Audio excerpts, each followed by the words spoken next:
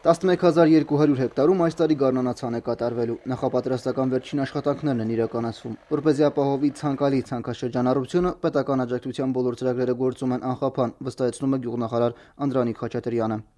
Ներենք կրվելու կենտրոնացված կարգով 10 տեսակի մշակաբույս, բոլոր մատակարարող կազմակերպությունների հետ կնքված են բոլոր պայմանագրերը, սերմացուների հիմնական մասը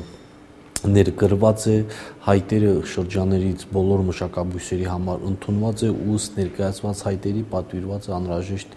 տեսակի սերմացուները, նշում եմ 10 տեսակի մշակաբույս գարնանացանի համար։ Հերբիցիդները, պարարտանյութերը, թունաքիմիկատները անհրաժեշտ քանակությամբ ներկրված են։ Գարնանացան մշակաբույսերի սերմացուների արժեքը պետությունը սուբսիդավորում է 50%-ով, իսկ 50%-ը կանխիկ վճարում է հողօգտագործողը։ Բերքահավաքի նախապատրաստական աշխատանքները խորհրդակցությանը նույնպես չեն շրջանցվել։ 2013-14 բերքահավաքի աշխատանքների համար գյուղտեխնիկայի սարքինության հետ կապված հարցերն են օրակարգում։ Մեխանիզատորների համար կառավարությունն ունի նոր առաջարկություն։ Տվյալ քաղաքացին,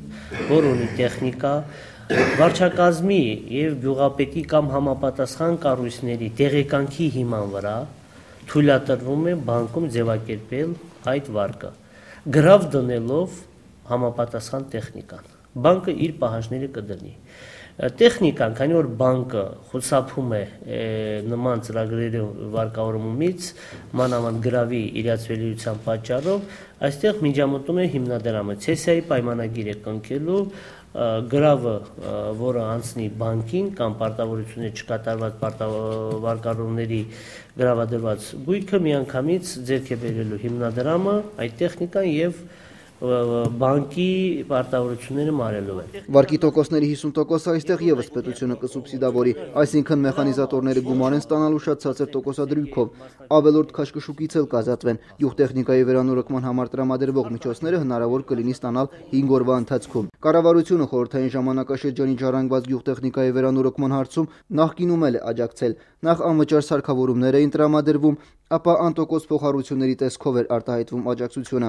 Սակայն այստեղ էլ ֆինանսական միջոցները չէին բավարարում ու տրամադրված միջոցները նպատակային չէր օգտագործվում։ Այսօր ժամկետանց պարտավորությունները զգալի չափերի են։ Ծրագրի արդյունավետությունը վերահսկողության մեխանիզմների ներդրմամբ է ապահովվելու։ Այնպիսի մեխանիզմներ ենք սահմանելու, որ հնարավորություն ունի ամբողջությամբ վերահսկել, դադարեցվելու է սուբսիդավորումը